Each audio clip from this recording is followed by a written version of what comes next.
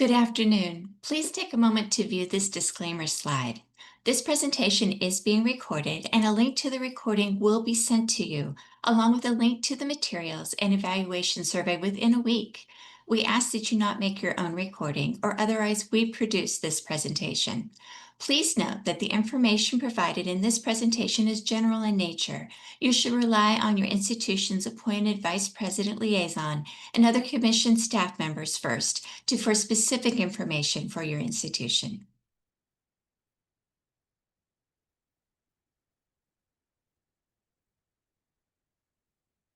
Welcome, and thank you for everyone for attending today. Today's webinar is titled reCreating Carnegie Classifications, What's Next? This is a continued conversation about the redesign of the Carnegie classification system that was launched earlier this year. In April 2025, the American Council on Education, ACE, and the Carnegie Foundation for the Advancement of Teaching released the most recent updates to the Carnegie classification. This included a revision of the institutional classification that was formerly the basic classification and the new student access and earning classification. In addition, the Carnegie classifications now designate some institutions as opportunity college and universities. Today, we're going to talk more about the future of the classifications, what are their definitions, and how it could impact your institution.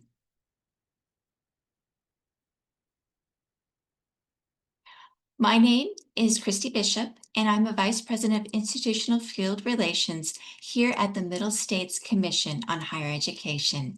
And I'm joined today by Mushtaq Janja, and I'll let him introduce himself.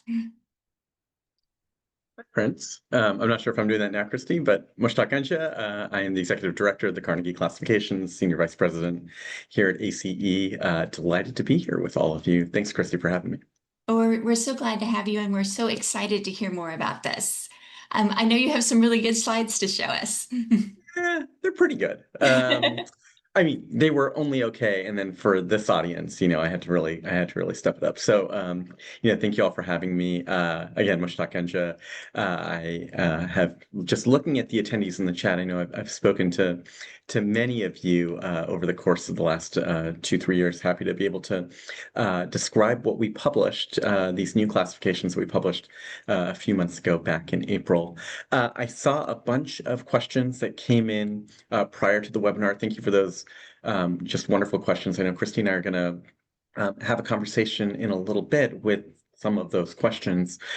Here's sort of the game plan I'm thinking for the next hour. I was thinking we could spend 30 minutes or so walking you through this deck that I created, a little bit of what the results of this work that we embarked on 3 years ago was, and then make sure that we answer as many questions, and especially the question of like what might this mean for your institution. So if that works, here's what I'm going to do. I'm going to share screen. Let's see if I can make this happen. I think that sounds like a great game plan. So we're looking forward to this. All right, friends, let's do it. Okay, so the Carnegie classifications have been around for a little bit more than 50 years. They were first published in 1973. And when they were published in 1973, they had this they were published in the first place. The creation of the Carnegie classifications was primarily for the purpose of institutional research, right? In a pre-internet era in 1973, right?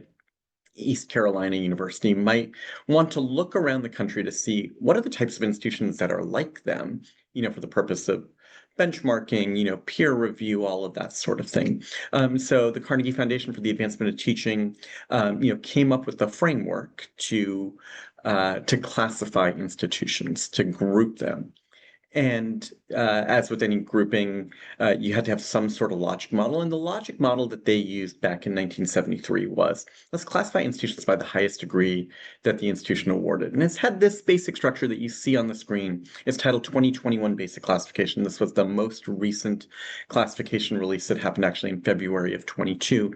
And it grouped institutions by the highest degree. We had tribal colleges and special focus institutions at the top. These were institutions, especially the special focus, that awarded all or primarily all of their degrees in one field.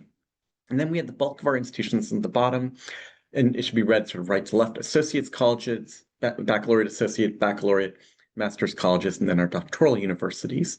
And what you can see here is that the logic here was you'd be an associate's college if you didn't offer bachelor's degrees. And if you offered both bachelor's and associates, you'd be in the baccalaureate associate's college. But if you offered way more bachelor's degrees than associate, you'd be in the bachelor's category. If you offered master's degrees, you'd be in that master's college, et cetera, et cetera.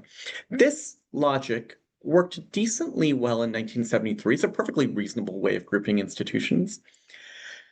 But in a 2022, 2025 world, we became a little bit nervous that maybe this was no longer the best way to group like institutions.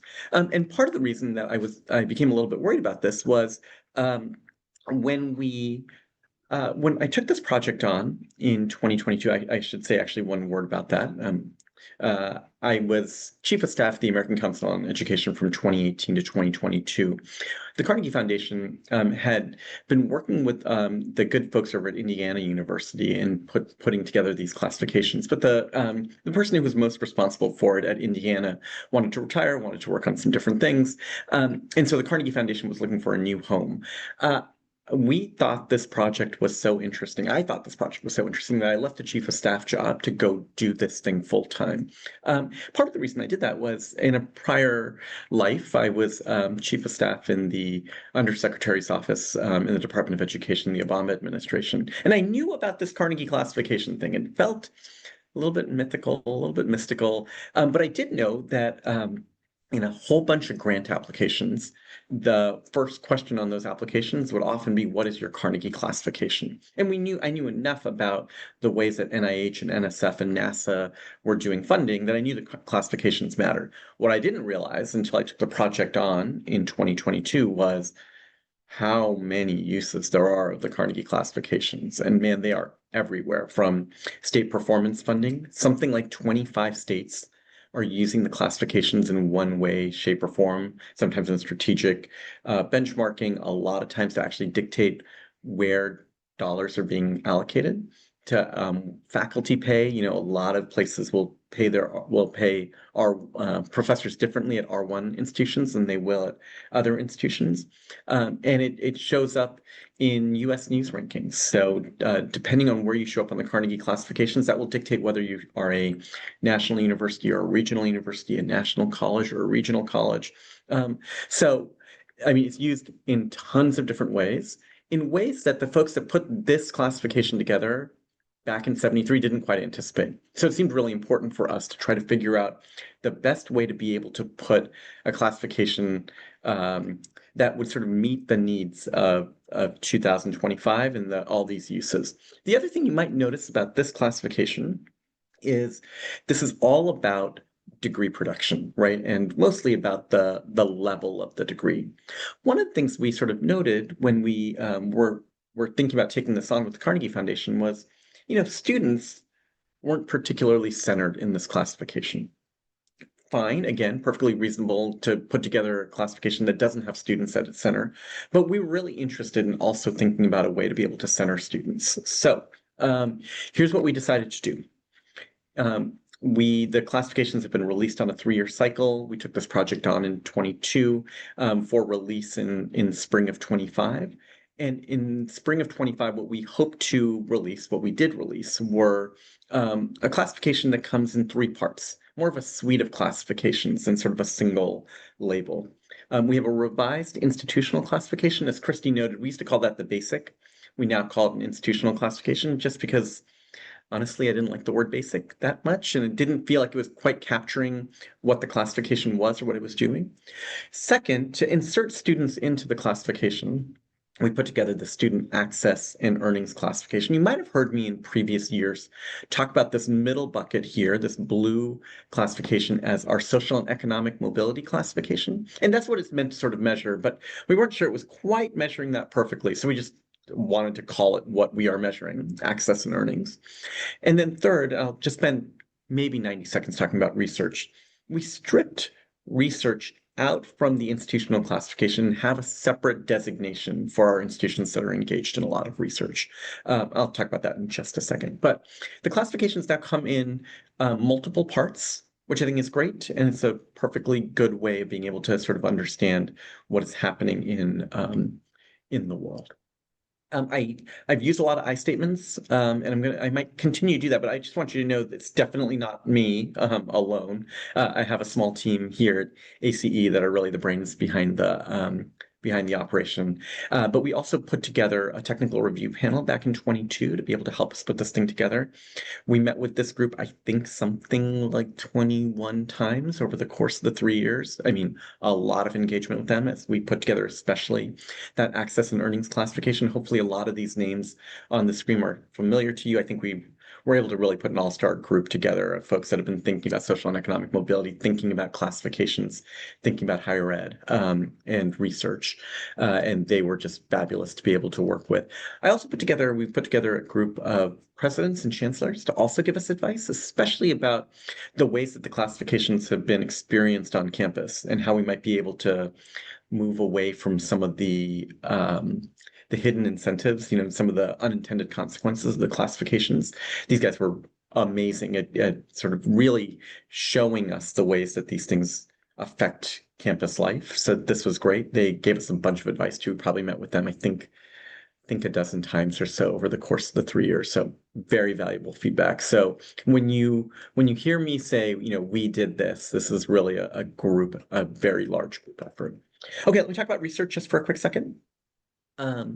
You might know if your institution is engaged in research and was either an R1 or an R2 institution or was sort of maybe aspiring to be so, you might have known that the old methodology for dividing up our R1 institutions from our R2 institutions was really complicated, quite complicated. I mean, in a previous iteration of this deck, I mean, I had, something like a dozen slides trying to unpack how complicated the research methodology was for determining the R1s and R2s. We scrapped it all. And partially because I was worried that we, again, weren't doing a good enough job of identifying our very high research activity institutions and our high research activity institutions. We moved away from the complicated 10-factor principal component analysis to a simple threshold approach. Any institution now, on a going forward basis, that spends $50 million in R&D and awards more than 70 doctorates, research doctorates, will be an R1 institution, is an R1 institution. In 25, there were 187 some institutions that met those criteria. Our R2 category also has a threshold approach, $5 million and 20 research doctorates makes you an R2 institution. You can see 139 institutions there. And that's all we traditionally had told the world about research, that we had R1s and R2s, high research, very high research. But one of the things we discovered when we sort of dove into the numbers was there's a ton of other institutions that are doing research, important amounts of research. In some years, this third category of research colleges and universities, these institutions are doing more research than our R2 institutions. So we wanted to make sure to identify the research wherever it was happening in the ecosystem, not just at institutions that are awarding research doctorates, but our liberal arts colleges and our community colleges, others that aren't really focused on producing PhDs, but are still engaged in a lot of research. So we created this third category, research colleges and universities. We've identified 216 institutions that are expending more than $2.5 million a year in R&D. We're really excited to be able to shine a little bit of light on all the places where research is happening. I know I've got a 17-year-old who's applying to college right now, and I know how important it is to many institutions, to their mission, and to the way that they're treating and dealing with undergrads, that research is happening, and we're happy to be able to sort of shine a light on it. So we'll see what this looks like on a going forward basis, exactly how it's sort of used by the funding agencies. But I think this does a better job of grouping like institutions together when it comes to research. Two last things. We are moving on a going forward basis away from using a single year snapshot. So traditionally, the way we would measure research was just by looking at the most recent year's worth of data. But if COVID taught us anything, it's that there's tons of anomalies. And we really think a 3-year rolling average is a little bit more of a stable data set. So we have moved to a 3-year rolling average on a going forward basis. So, when we look at the 28 classifications, we're going to be looking at your 3-year average of 24, 25, and 26 data. Which data are we going to use? Are these thresholds going to remain the same of 50 million and 70 research doctorates? I don't know the answer to that. We'll have a better sense once the next iteration of IPEDS and herd data comes out. But obviously, we're in a moment where the administration, there may be fewer research dollars and maybe fewer research doctors that are produced in higher ed as a whole. If that is the case, it may affect the way that what the thresholds are. I'm not entirely sure. I mean, if you'd asked me 3 years ago, I would have thought that $50 million threshold at R1 might move up to 55 or 60 million. And now I just need to see what the data looks like. But we'll be data driven on that question. Stay tuned. Sign up for our Carnegie classification emails if you're sort of wondering. Okay, here's my thought. I'm going to spend just 5 minutes talking about institutional classifications. Then I'm going to take a breath, see if there are questions, grab a sip of coffee, and then we'll talk about student access and earnings. Christy, does that seem like a good plan? Sounds like a good plan. Wonderful. Okay. This old classification, as I've shown, sort of grouped institutions only by the highest degree that they awarded. The problem was, I mean, there are lots of problems with that approach, but the problem was what we saw over the last couple of decades was more and more institutions sort of moving to the left, right? As our baccalaureate institutions would often create a master's program or two. And so your institution could award, I don't know, 3,000 bachelor's degrees. But if they awarded 55 master's degrees, we'd call you a master's institution, even though that wasn't exactly necessarily where the bulk of the production was, what was primarily happening on campus. So what we wanted to do was really try to have a little bit more of what we call sort of a Myers-Briggs approach, right? Instead of just looking at one factor, just trying to figure out whether you're an extrovert or an introvert, we really wanted to try to get the full ENFJ, that's what I am, I think. Maybe it depends on the day. So get a little bit more of a fuller 360-degree view of what an institution is. Knowing on the one hand that every institution is unique and like really every institution's an N of one and like it's hard to group anything. But trying to put together some sort of groupings because, I think institutional research and all of those 9 boxes that I put up earlier sort of calls for. These are the factors that we decided that we landed on. Academic program mix. So as you can see, it's the fields of study in which institutions are awarding their degree. We did this at the zip code level. So we went in and looked at all, I think it's 36 zip codes and at both the 2, 4, and 6-digit levels to be able to try to group institutions together. And there were 3 general categories, as you can see. Special focus institutions, those institutions that are awarding their degrees in a single academic area or field. So think we have a lot of institutions that are special focus religious studies, for instance. There are rabbinical colleges and that sort of thing where, they exist for the purpose of doing one or maybe just a couple of things.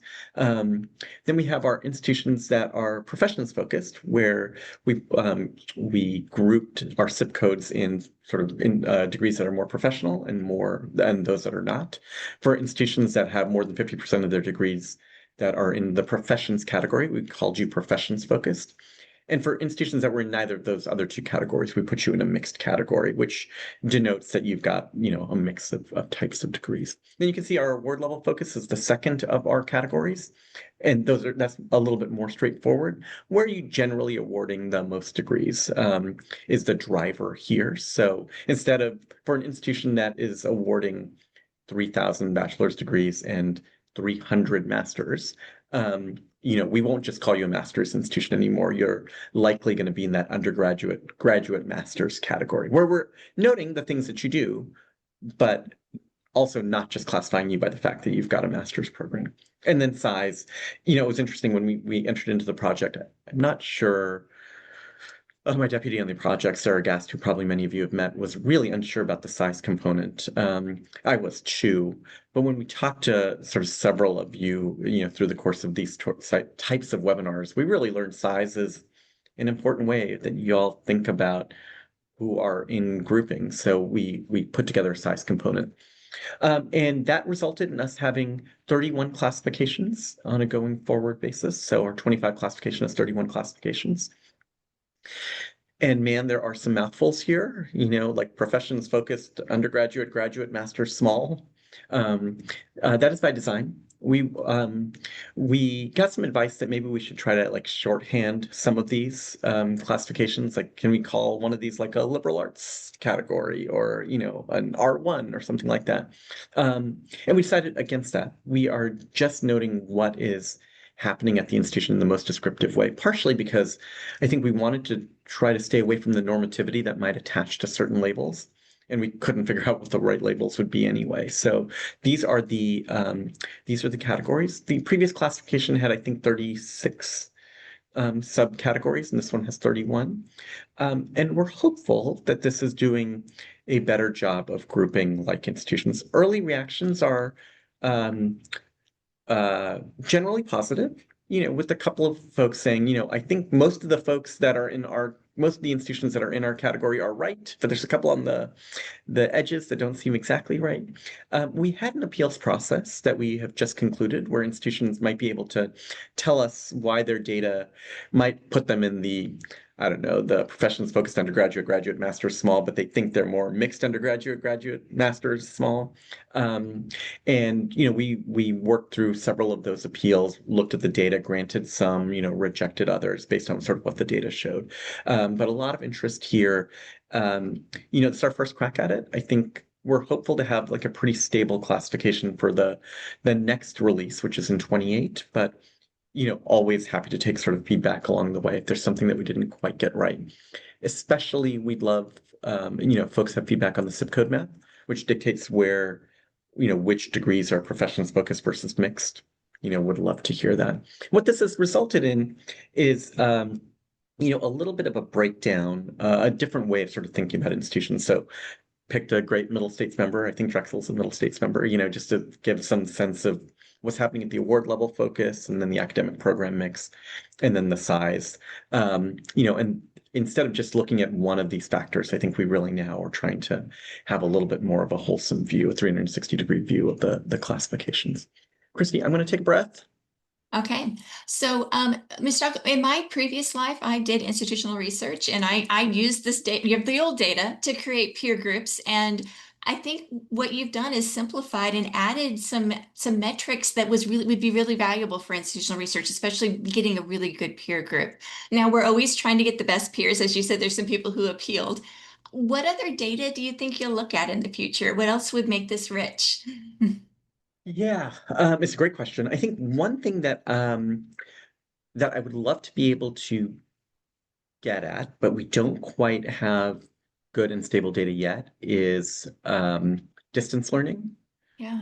So we really were playing for a while around whether we wanted to use some version of online, and we just don't have it yet. IPEDS isn't collecting the data in the ways that are best there, but I think there's no question that there's something there that over time I'd love to be able to get at.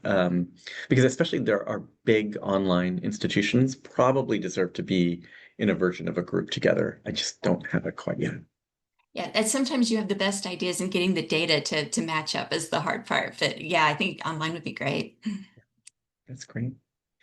And I see a question in the Q&A from Bridget about what have we learned around community colleges.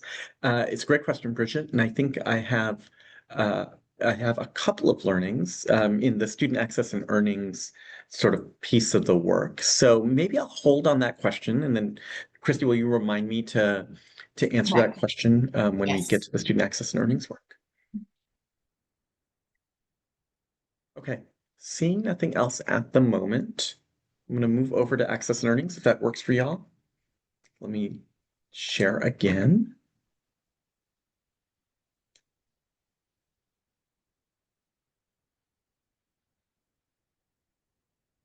All right.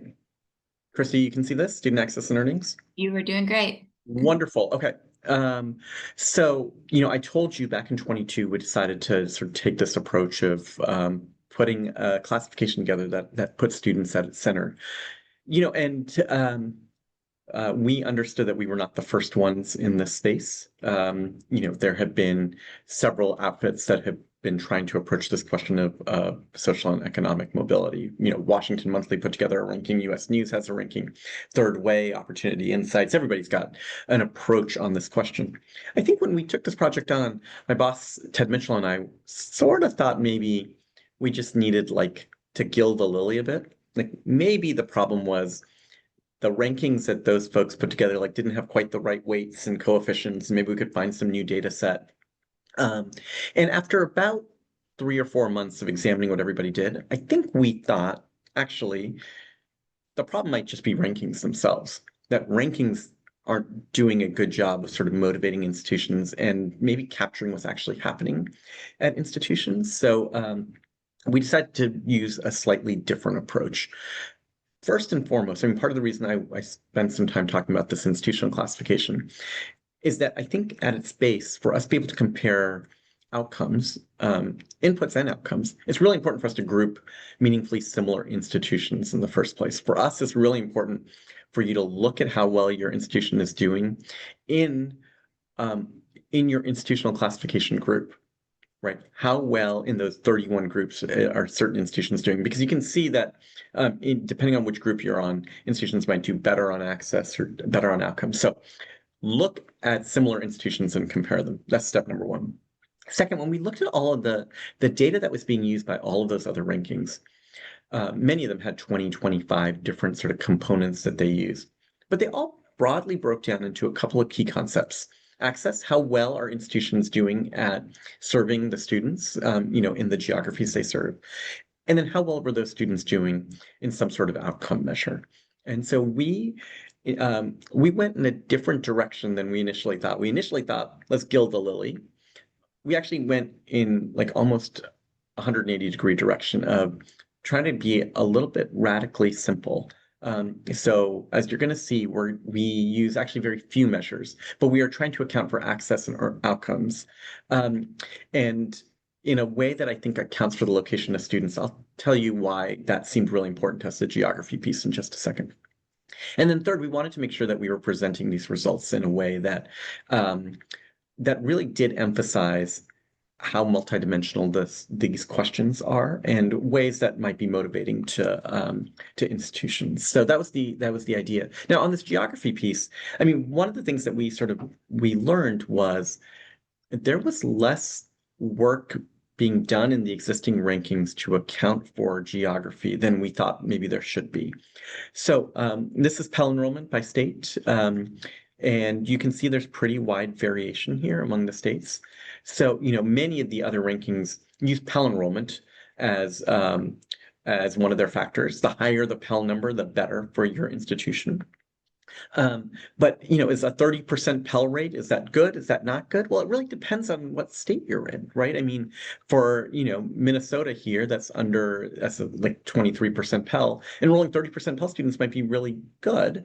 At New Hampshire, where the Pell enrollment's at 40%, right? 30% might not be quite good enough, right? And you can really see that when you look at sort of people of color in geography, right? So many of the existing rankings, accounted for URM percentage. And again, 30%, 35%, is that good? Is that not good? It depends a whole lot on where you are. Now, this is true for both access on the race and Pell side, but it's really true when it comes to earnings, right? So, most of the measures use earnings in some sort of way, and most of them are not accounting for geography. So, $50,000 might well be an amazing outcome for a post grad in Mississippi. It might not be quite enough for Seattle, Washington, right? And so this slide is not meant to be read in any sort of meaningful way. Just this note, there are a lot of highs and a lot of lows. And the existing rankings weren't doing anything to sort of take into account geography. So it seemed really important for us to be able to try to contextualize where institutions were, the populations that they were serving, and how that all could be taken into account in some sort of way. Now, this is complicated work. I'm just going to preview that. I think this approach is better than not taking geography into account at all, but it's hard to precisely get all of the geographical information in a world in which we don't have a student unit record system. So I don't know precisely where your students are coming from, but more importantly, I don't know precisely where they're going. I know the state of origin where your students are coming from, and I know some characteristics about your institution, and I have basically no data about where your students go post attendance. So from a federal data system, we've got some limitations, at least for now, but we're pushing. Hopefully we'll get to a better data place sometime So soon. a couple of questions about data that came in. One of them, you'll probably get there, is the definition of earnings, which I see that you have that. The other question is thinking about, we've got many of the schools in middle states are in Puerto Rico. So do you have data on the territories, and is that included in any of this? We do have Puerto Rico data. It is included in here. Our Puerto Rico student schools, by and large, look actually quite good on the access and earnings measure because the earnings for students that have been graduate from Puerto Rico schools, as compared to the Puerto Rico population, the students end up doing sort of fabulously. So in general, they do well on this access and earnings measure. Let me talk about data just for a second and give you a quick sense of the approach, and then would love to take some questions on this. But I said that we went radically simple. We did. We are measuring two things, access and earnings. On access, we just have two inputs, Pell Grant enrollment and URM composition. Both of those questions, for the reasons that we just showed on the last couple of slides, relative to where your students are coming from. And then on earnings, it's one measure. We played around with a bunch of different ones, but we landed on post-attendance earnings, meaning for all of your students, not just your completers. For the students that I have access to, federally aided students, 8 years after entry. So, it will be, somewhere between 2 to 6 years after completion if your student ended up completing. Again, contextualized for location. And for reasons that I showed you a couple of slides ago, contextualized for the race and ethnicity of those students in those locations. Now, to be able to do this, we had some of the existing data from the college scorecard, from iPads, and from the IRS. But we also got a custom census data set. So we went to census, we asked for earnings by race and ethnicity in a whole bunch of metropolitan statistical areas, as many as we could get. And that's the data that we compared your earnings to, and some of your other data too as well. This custom sort of data set. If you're looking for it, you'll find all of the data in a place I'll show you in just a second. This is the data that was used. Here's how the classification works. What we do is we look at your institution's actual results and then divide it by, compare it to what the predicted results would be. So let's say you're a school that takes 100% of its students from, I'm going to pick a non-Middle States location from Duluth, Minnesota. If Duluth has a Pell Grant eligible population of 20% and a URM population of 20%, and the Duluth school is enrolling 25% Pell students and 20% URM students, we take that 25% divided by the 20% that's sort of predicted. It would come out with a ratio of 1.25, I think it is, maybe 1.2. And that would be your ratio for the Pell side. We do the same on earnings. Same on URM percentage. We would average those two, and it would spit out a ratio for access. Above 1 means that you're doing better than expected. At 1 is perfectly what we expect, and below 1 is you're lagging a little bit. And the same thing with earnings. So if Duluth earnings for that cohort, the sort of predicted cohort is 42,000 and your institution's at 63,000, right? We take the 63 divided by 42, it results in, I don't know, a ratio of about 1.5, and that would be your ratio for earnings. And that resulted in us having 6 sort of boxes: lower access and higher access, and then lower, medium, and higher earnings. And you can see that top bullet on the right is opportunity colleges and universities. It's the title that we created for those institutions that are both doing well on access and also have their students have phenomenal earnings, higher earnings institutions. You can see the breakdown of the higher ed sector. You can see the 6 boxes. You can see their lower access and higher access institutions, and then lower, medium, and higher earnings institutions. This is one view of it. Here's another view of that same data, just broken down sort of on a scatter plot. Each dot is an institution here, and you can see that by and large, I'm very gratified by this, putting my ACE hat on. Our institutions are by and large doing a really good job on both earnings and on access. 81% of our institutions are above one on earnings, meaning their students are earning more than sort of the predicted, more than the comparison group of students in those communities from 22 to 40. That's great. And on access, 70, about three-quarters of our institutions are doing better than one on access. And I noted sort of the opportunity colleges, those institutions that are high access, high earnings.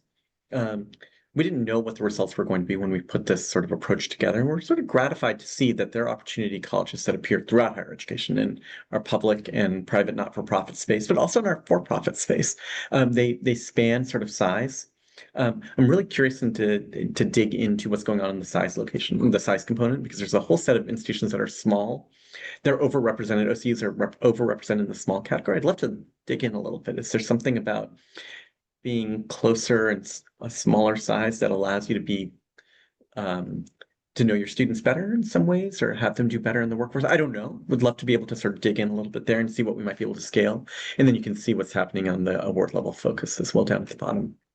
A couple of other sort of views of opportunity colleges. Um, the Carnegie classifications also run these elective classifications. I was curious how many of our community engaged classified institutions were opportunity colleges and universities, about 54. Not overrepresented there, so I'm curious to dig in a little bit there too. Then you can see our R1s and R2s, and then our regional public universities and how well they do on this opportunity colleges. Lots of good questions for us to start digging into here about what makes an OCU. Is there some secret sauce there that we might be able to unlock? Um, I showed you the full scatter plot before. This is our full distribution of baccalaureate institutions, so baccalaureate plus. And you can see in this group of just baccalaureate plus, our institutions by and large here are doing phenomenal on earnings. 90% are doing above one on earnings, and about 2/3 of them are doing well on access. And then when you look at our associates colleges, they sort of move down and to the right, maybe as one might predict. Phenomenal on access. More than 90% are doing really well on access, and 2/3 are doing better on earnings. But I don't really like looking at either of these two views for the reason that I sort of noted up top, which is it's really important, I think, for us to look at institutions within institutional classification types so that you're not comparing Mount San Antonio Community College to Cal State LA to, Caltech. They're different institutions that are trying to do different things. So I much prefer to look at how well our institutions are doing in this sort of lens. Look at the institutional classification, then look in there. So this is our distribution for our mixed undergraduate, graduate, doctorate, large category. You can see there's an interesting distribution here. One of the things I really find interesting about this approach is, at every access measure, at 0.7, for instance, there are institutions that are doing better on earnings and sort of a little bit worse on earnings. And I think that's really interesting. Holding either one of the two axes constant, you can see institutions that are doing really well. So at a particular um, earnings measure, right? There are institutions that are doing better on access and or worse on access and better on access. So I think what's interesting about this approach is within institutional classification type, are there institutions that we can learn from that are like us in some sort of meaningful way? And I think that's really, really interesting to sort of dig into. That's the way that I would like to, I would encourage folks to sort of think about this question. Let me do one last thing and then I'll take a breath again, which is to show you the Carnegie classification website, which is the most fun place to be able to actually play with all of this data. So carnegieclassifications.acenet.edu.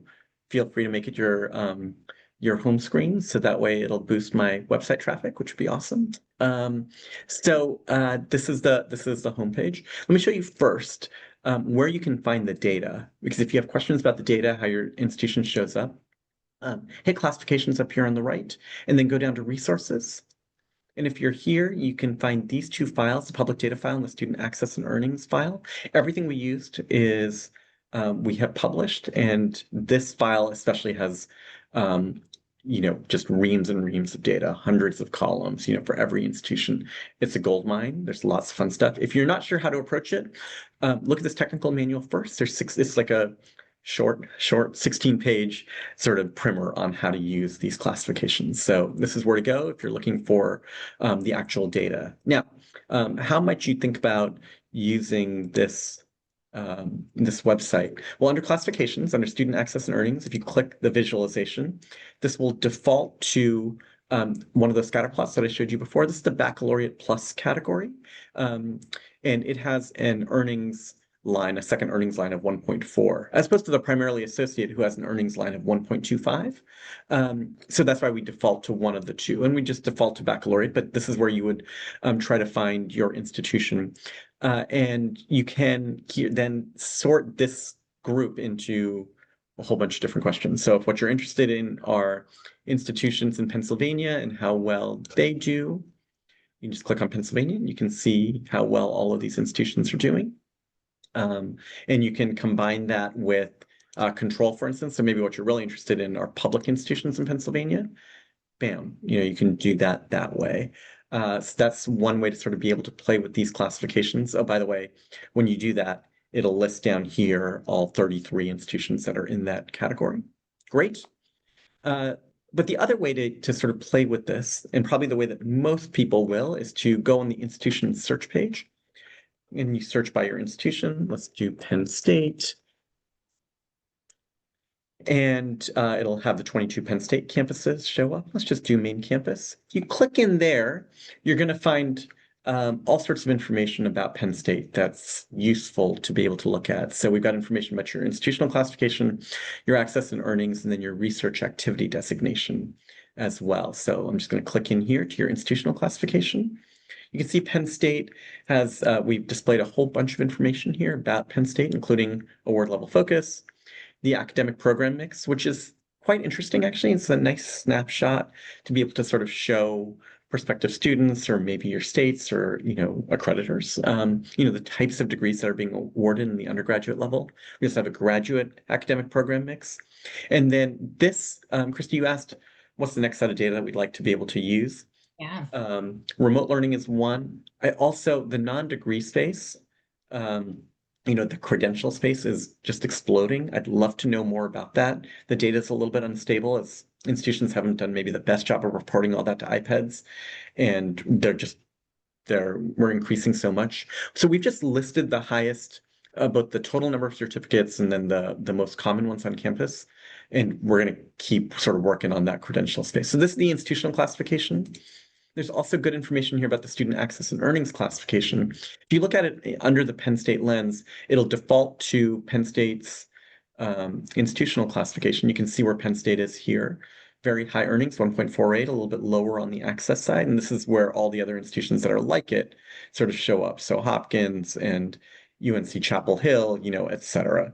And then there's data here about Penn State's race and ethnicity, Pell percentage, and then some outcome data, on graduation and completion, that sort of thing, and then some price earnings, financial aid information. So good places to be able to find some of that if you're doing institutional research. Last thing, research activity. We have a lot of information here about doctorate production, spending, et cetera, et cetera.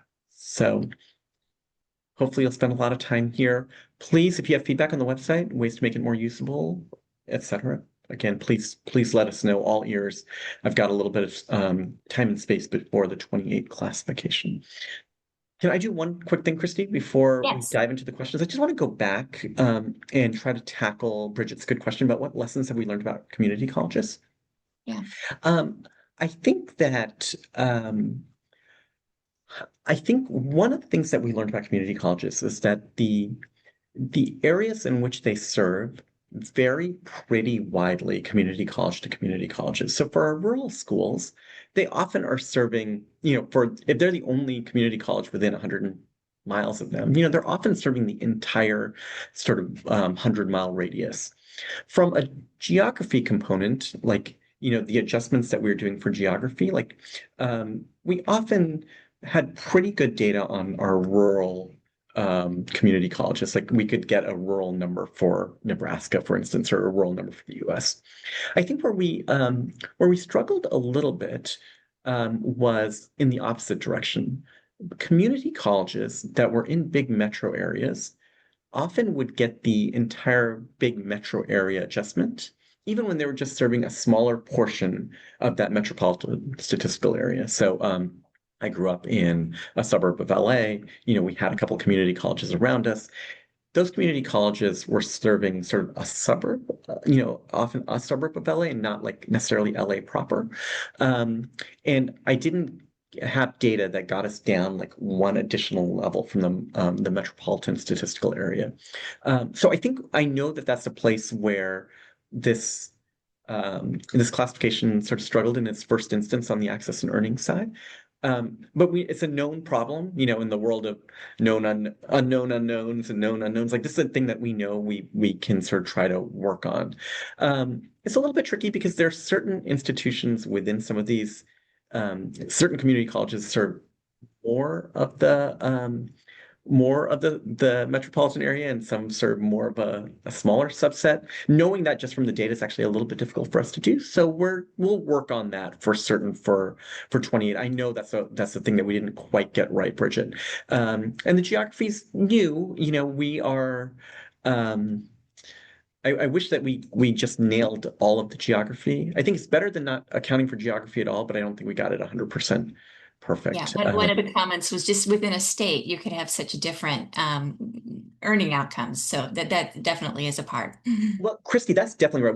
One of the slides that I sometimes put in, I neglected to put it in for some reason. I don't know why. Was just noting that the Yeah. earnings within states can matter a lot. To adjust for that, we identified a set of institutions that were regional public institutions. And for those regional public institutions, instead of comparing um, their earnings against the entire state, we instead just compared it to the region. So if there were an institution, UTEP, for instance, I'm pretty sure we classified as a regional public. And so we compared UTEP's, University of Texas El Paso's earnings and access to El Paso instead of looking at the entire state of Texas, because we knew that earnings can vary widely across states.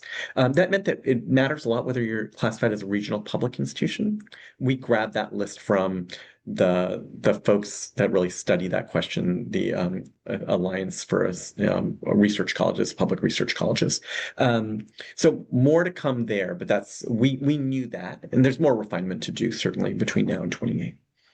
So when you hang around people from middle states, we always ask, how do you know it's working? How do you assess if you've reached success? What things are you looking at to see if you were successful? Yeah, no, it's a great question. I'd love feedback on that. If you have ideas for us to be able to figure out whether or not these things are successful, we'd love to be able to know. I mean, I think I we've got a couple of hundred people here on this call, and I think over the course of the last 3 years, I think I'm now up to something like 14,000 folks that we've sort of engaged with, tried to get feedback. And the feedback post-April has been, again, by and large, pretty positive, especially from an institutional classification point of view. I think that many institutions, I dare say most institutions, think that the old groupings, had some real problems in it. Part of the reason that we had some real problems was our predecessors were making exceptions all over the place to try to exempt people from one group and move them into a different category because it wasn't actually the logic wasn't working very well. More than 100 institutions were being exempted, were being moved, not always in the most transparent way. We've had to do a lot less of that this time, I think, as we put this classification together. And I think that the many sort of stakeholders have liked this 360-degree view. The other way that I think I have some sense that this is working is, we met with, at this point, a whole bunch of stakeholders that have been using these classifications. So accreditors, states and state legislatures, we've been looking at systems and system heads. And I think they've appreciated the access and earnings approach. I think they understand, as I do, that this is not the only game in town, and this isn't the first and last thing that one should look at. I do not think that the only measure is what's your earnings ratio, and like that should determine everything. That said, I mean, I think having this be added to the existing list of measures, as folks are very focused these days on value and many are focused on ROI, to be able to account for location, to be able to really make sure that we're measuring schools intelligently against the right comparison group is something that, honestly, that I have felt was missing, and our stakeholders are starting to tell us are missing. So I'm excited for that piece. In some ways, it's like a little bit. I'm watching The Good Place with my kids right now. It's like a little bit of a an ethics question about like how are you going to know that some principle of philosophy is right? Like I don't know if you know until like you die and you end up in the good place or the medium place, or the bad place. So I don't know, but if you guys have ideas for how to like really measure whether this is working, other than sort of uptake and then feedback, I'm all ears. Absolutely. I'm sure that our viewers are going to add some of that too. Well, A couple just really quick questions on how often is the data updated? So when will it change? great question. The classification comes out every 3 years. It'll come out next in 28, which I know can be frustrating for some. I mean, to wait 3 years for an updated classification feels like a long time. Totally get it. It's also the case that the classifications have been updated on a 3-year cycle for, I think, some pretty good reasons. It's nice to have a little bit of a stable set that aren't constantly changing to be able to really do some more long-term stable institutional research. So, our thought is to continue to publish every 3 years. The data that we rely upon is lagging in some sense from iPads and from scorecards. So when we publish in 28, we'll be looking at a lot of FY26 data that usually will get finalized in 27. So it's a little bit of a lagging indicator. I totally recognize. You know, we're playing with ideas of how to be able to, if not update with a capital U the data in between, to be able to at least do some trends analysis on our side of where our students are going and the types of institutions in the meantime. So look for that at things, future webinars, at like our ACE meeting in our annual meeting in 26, that sort of thing. Another thing that happens is you see your category and you think, oh no, that's not my category. Is there still an appeal process? How do you change it? Or is it something you work on and in 3 years it changes? Yeah, it's a great question. So our data, I should say, we don't collect anything ourselves. All of the data that we use is data that we've derived from iPads and College Scorecard.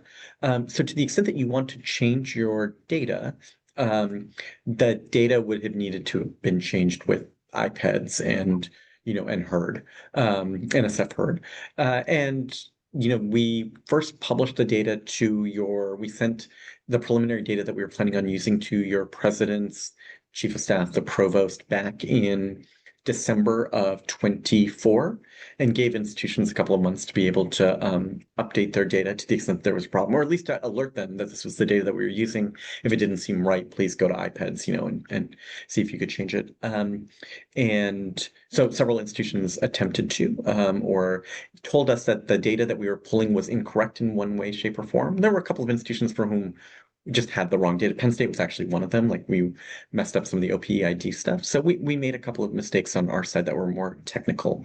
But in terms of changing the data, you really have to go back to the original source because my team over here is 3 people. I'm one of them. I'm a lawyer by training. Like there's no way I'm collecting data because for audit purposes, like I don't have the auditing ability, but iPads does, or at least IES used to, and NSF does, or at least again they used to. So when you submit data to them, there's some quality checking that's happening on the back end to make sure that it's correct. We had an appeals process when we put this out. We had an appeals window. We published in April. We allowed institutions to be able to appeal through, I think it was August 1st. If the data that was reflected somehow didn't really properly reflect the institution, there's some weird anomaly, or the way that they were reporting degrees by zip code weren't exactly right. This often would happen, especially in the philosophy and religious studies group, where there's a little bit of tension between whether whether a degree is religious studies or is more of a general philosophy degree.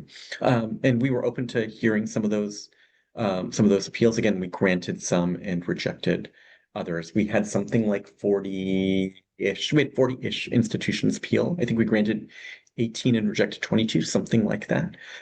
We did that again with a group of folks here, including my boss, Ted Mitchell, who blessed sort of all the appeals. So it's a little too late now to appeal to 25.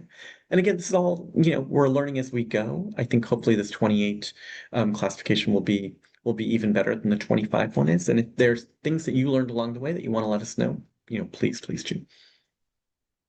So we are almost out of time. Was there any final thoughts that you'd like to share? You guys are the best. Thank you for the very the very thoughtful questions. I see a couple that I was not able to answer. Mark Walzer, Janet Neeple. I think that these questions are at least partially going to be um, are going to be answered in that review manual, that 16-page manual under resources. Please go there. Philip Ortiz, on the data is plural, my friend. Um, it's hard to teach an oldish dog new tricks, and I just can't seem to make data plural. So I'm sorry. And for anybody else, I didn't answer your question. Come find me. I'm easy to find on the website, mgunja@acenet.edu. Like if I didn't get your question, it's not because I don't love you. I just didn't have quite time. And I really appreciate Christy this time and Meshi's. Middle States, you guys have been such a leader in all things sort of value and ROI. And I think, I've really appreciated being able to engage with you and your team over the course of the last 3 years. Keep all the feedback coming. I've got a thick skin. Like I know we didn't get it all perfectly right. Happy to keep refining. So thanks Yeah. very much all. Room to keep improving. Absolutely. That's what we all look for. Well, I really want to thank you. You really helped us understand what these revisions mean and what they mean for our college. Today's conversation really reminds us that classifications are more than labels. They're tools that help us tell our stories. And that's what we're trying to do. We're trying to tell our stories, demonstrate our impact, and just chart the course for the future. So for everyone, just know that the recordings, the material will be sent to all registered attendees along with an evaluation survey.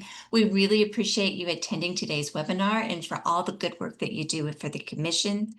If you have any questions that didn't get answered, please feel free to reach out to your Vice President Liaison, who can provide some additional assistance to you. I also want to remind you we have a wonderful annual conference coming up.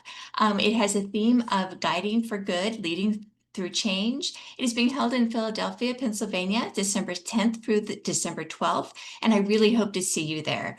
Registration information can be found on our website, and please go to www.msche.org.